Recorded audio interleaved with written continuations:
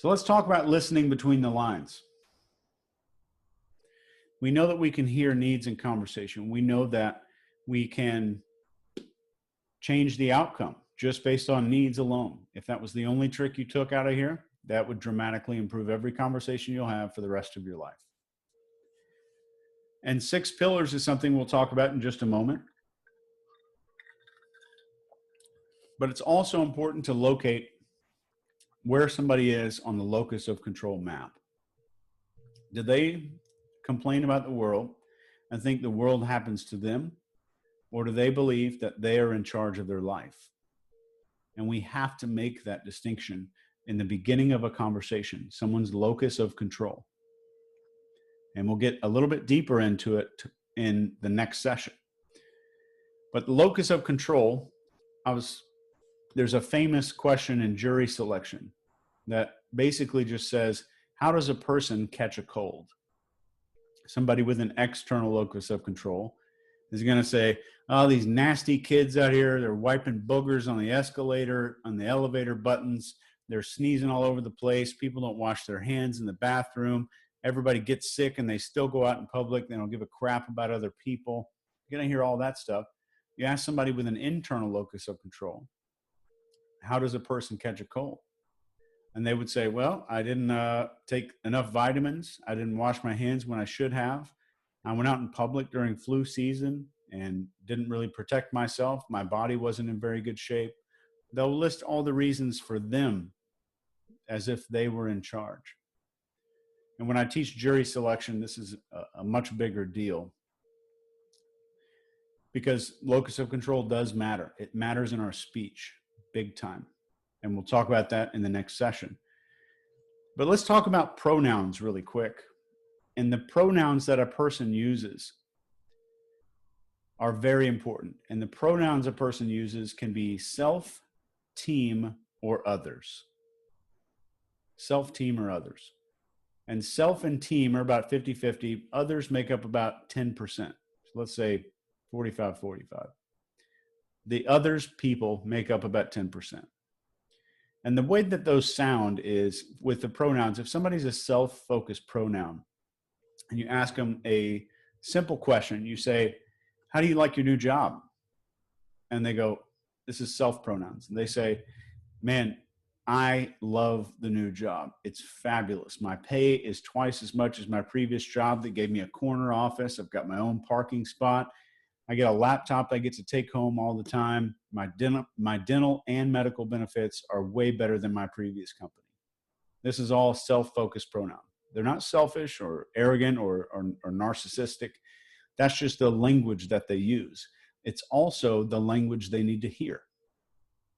If I'm an interrogator, and you can go watch this all on YouTube, we get somebody towards the end of a 15-hour-long interrogation, and they finally confess. But if you rewound just a few seconds, that's the first point where the interrogator accidentally addressed their needs, talked about their locus of control, and spoke in terms of that person's pronouns. So if I have a self-focused pronoun and the whole time I'm talking to somebody, I'm saying, think of what other people are going to think about this. Your family's going to be just fine. Your friends are going to understand. I'm talking about team, team, team. And finally, towards the end of it, I use the right language on accident and then walk out and say, oh, it was a hard interrogation, but he finally cracked. When in reality, you can go watch any interrogation. The interrogator accidentally uses some of these techniques, and just a couple. So the team-focused pronoun is typically family, coworkers, or groups. They will also typically be the acceptance needs type of people. And with the same question, how do you like your new job? And the team person might respond, everybody there is fantastic. The whole company's really good. I love working with all the people there and that team. We're all able to communicate with each other throughout the day, which is so much better than my last company. And everybody hangs out together in the break rooms. And even on Thursday afternoons, everybody goes out for a couple of margaritas after work. Everybody there is great. There's team pronouns. That's how we sell products to that person, by using those words, describing it in terms of that benefit. And we also talk about our teams. And the others people are typically concerned with meeting new people that are outside of their social circle. And with the same exact question, how do you like your new job? The others people will say, man, the new job is fantastic. We have these big things. I'm getting to do a whole lot of travel. Traveling is great. I'm getting to meet new people all the time. We have these massive networking events where we can go and meet everybody. And then they even have an event put together where the other company that's our competitor, we get to go and meet our counterpart at the other company. And these others people don't make up much of the population. It's typically self or team. And this, just identifying pronouns and locus of control, we can do that in the first 30 seconds to 2 minutes of a conversation. Super easy. It's something that's absolutely doable. And next we have adjectives. If a person is describing something good and they're talking about a vacation that they went on recently, we need to listen to those adjectives.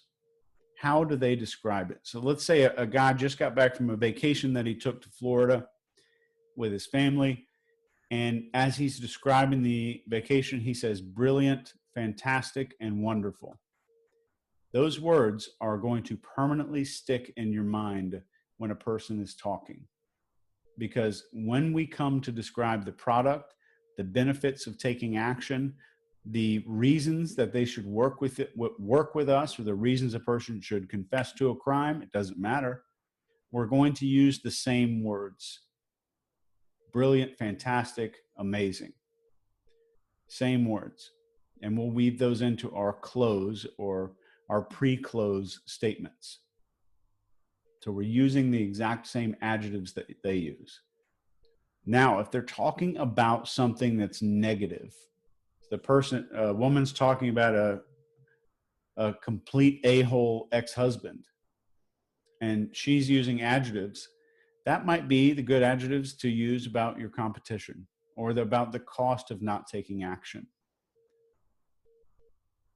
So it's really good to listen to the adjectives, because those are the words that help them to have a more visual experience and to more easily visualize what you're trying to talk about.